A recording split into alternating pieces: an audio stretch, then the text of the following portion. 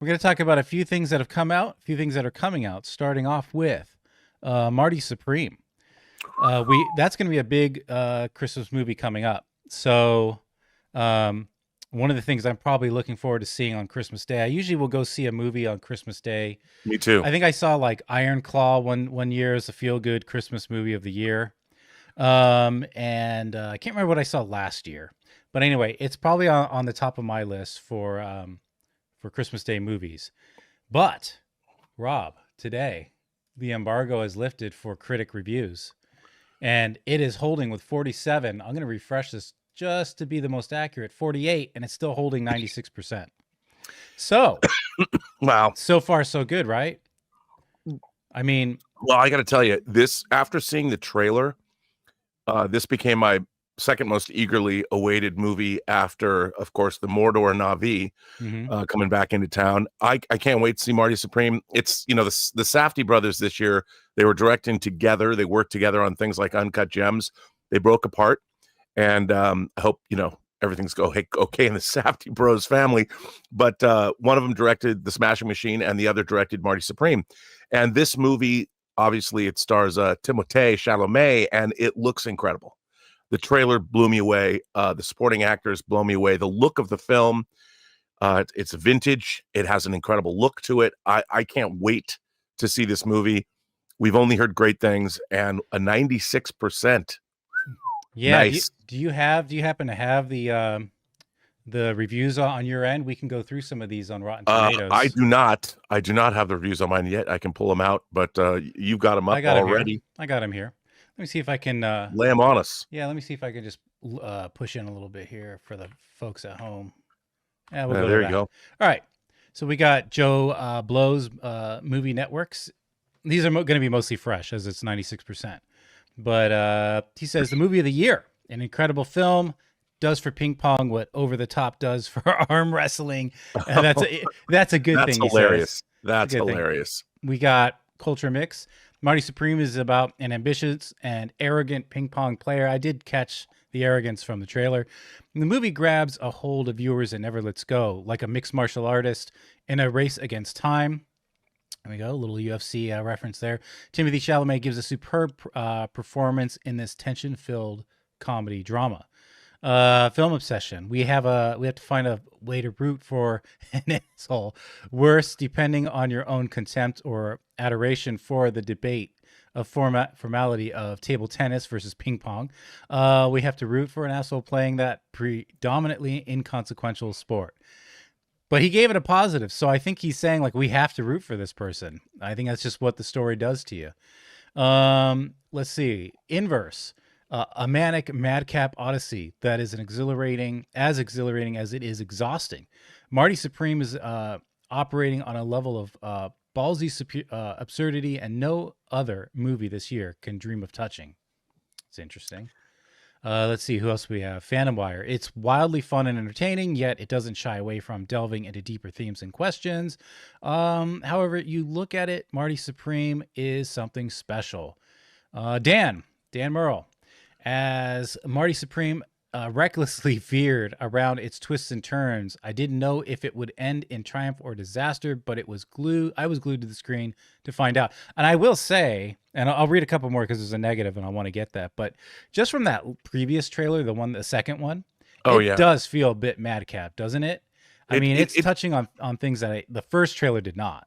Well, if you look at Uncut Gems, that was one madcap film. In terms of its editorial style, talk about propulsive. It was quite the experience. It was like watching a Bourne movie, but about a Bourne movie character study, Paul Greengrass editorial style. But I really was impressed by Uncut Gems. And this, I can understand it might not be for everybody because it is, like you said, I think the word madcap probably fits pretty well. Johnny Tyler, the madcap. It excites me to have, I'm all about authorship, and it excites me to see that the Safdie brothers, they have a cinematic style that nobody else has.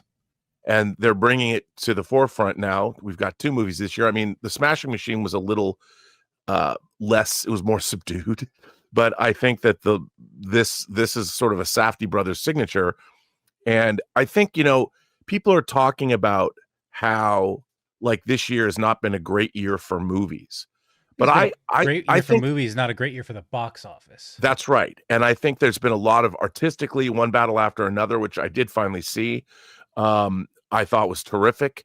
And you've got people like Paul Thomas Anderson and the Safdie brothers.